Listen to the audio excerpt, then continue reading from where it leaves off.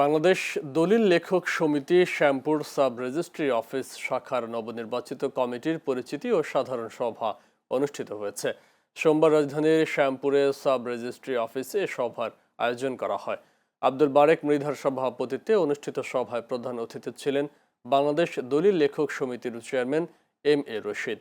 অনুষ্ঠানের উদ্বোধন করেন শ্যামপুর সাব রেজিস্ট্রি অফিসের সাব রেজিস্ট্রার মোহাম্মদ আখলাকুর রহমান।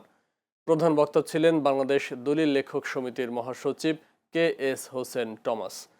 এছাড়া বিশেষ অতিথি ছিলেন সিনিয়র ভাইস চেয়ারম্যান নুরুল হক মিয়া, সিনিয়র যুগ্ম মহাসচিব ফিরোজ আলম, সাংগঠনিক সম্পাদক গোলাম মুস্তফা সহ অনেকে। বক্তারা বলেন, আধুনিকায়নের নামে দলিল লেখকদের বেকারত্বের দিকে ঠেলে দেওয়া হচ্ছে। 2013 সাল থেকে কাউন্সিলের দাবি জানানো হলেও তা মানা হয়নি। অবিলম্বে ফ্যাসিস্ট আমলের নিয়মকানুন বাতিলের দাবি জানান তারা। আগামী 5 সেপ্টেম্বরের মধ্যে দাবি মানা না হলে কঠোর আন্দোলনের হুঁশিয়ারি দেন তারা।